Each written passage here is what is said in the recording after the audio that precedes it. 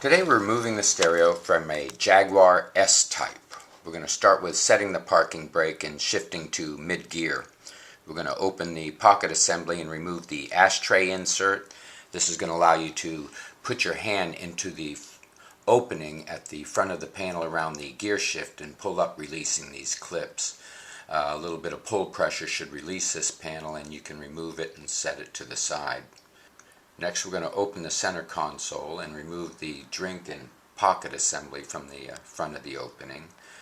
This will access one screw at the front of the opening, one torque screw, and at the back of the center console next to the 12-volt supply there is a second torque screw.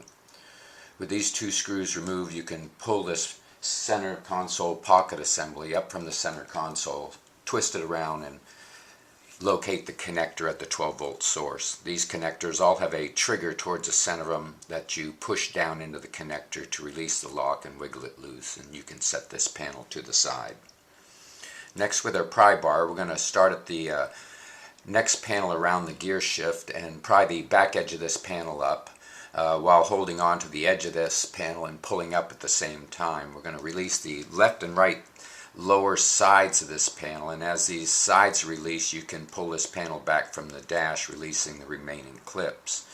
These clips all remove with pull or pry pressure once you get close to them, and set this panel to the side. We have a full library of removal guides at our website. See our website if you need help.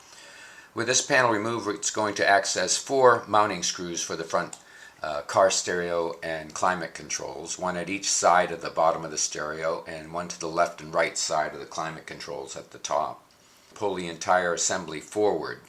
There are many connectors here on the back of this unit that need to be removed, and starting at the AC controls or climate controls, you locate the trigger, squeeze it down into the connector, and release these connectors across the AC controls.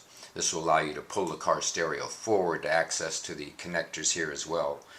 These connectors are all keyed, so they only go back to one specific spot, so you don't have to worry about labeling them to put them back. With all these connectors removed, you can remove the entire front assembly from the dash. There are 2 mounting screws on the right side of the car stereo that need to be removed, and 2 on the left. You can remove the car stereo from the remaining controls. Hope this video has been helpful. Please subscribe, and thank you for watching.